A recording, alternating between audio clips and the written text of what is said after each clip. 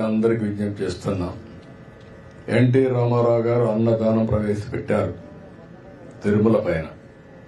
దాన్ని కూడా నాసిరకం భోజనం పెట్టే పరిస్థితికి వచ్చారు ఇటీవల కాలంలో. దానిపై కూడా అనేక కంప్లైంట్లు, కడాన ప్రసాదంపై కూడా కంప్లైంట్లు వచ్చే పరిస్థితికి వచ్చింది.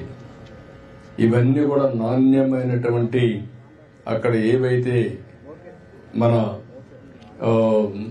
దానికి కావాల్సినటువంటి ముడి సరుకులన్నీ కూడా నాసిరకం వాడడం, అది కాకుండా పవిత్రమైన దేవాలయాల్లో కూడా అపవిత్రమైన ముడి సరుకులు వాడడం, ఇలాంటివన్నీ చేసి కంపు చేశారు.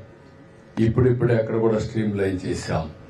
ఒక దూరదృష్టి మీరు ఆలోచిస్తే ఎన్టీ రామారావు గారు ఆ రోజు ప్రారంభించిన అన్నదానం ఈ రోజు కార్పసే మొత్తాన్ని జరిపే పరిస్థితి వస్తుంది. డే బై డే ప్రజలు ఇంకా కాంట్రిబ్యూట్ చేస్తున్నారు.